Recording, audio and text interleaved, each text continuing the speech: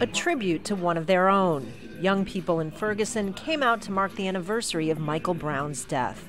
This benefit, one of many this weekend, was organized by his father, Mike Brown Sr.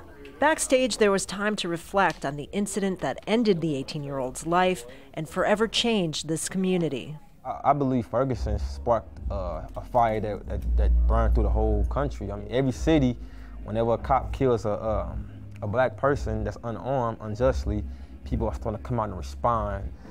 Around Ferguson, reminders are everywhere.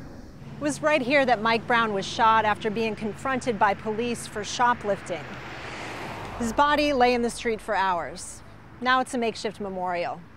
A federal investigation has since cleared the officer involved, Darren Wilson, of any criminal wrongdoing.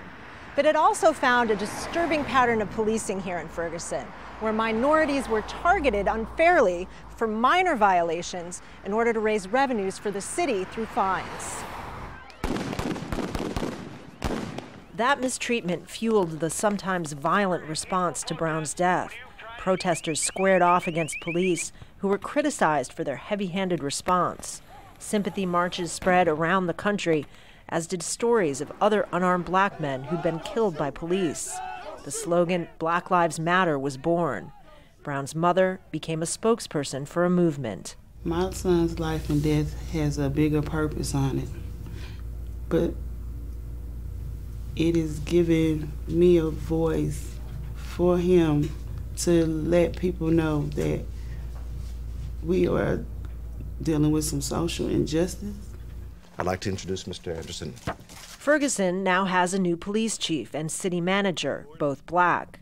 There's a new judge, too, and a law that limits how much revenue municipalities can collect from fines and tickets.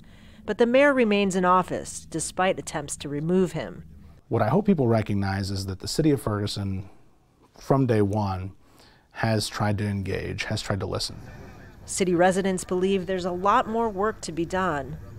Still, 1 year later, the call for change that started in Ferguson has grown too loud to ignore. Kristen Salumi, Al Jazeera, Ferguson, Missouri.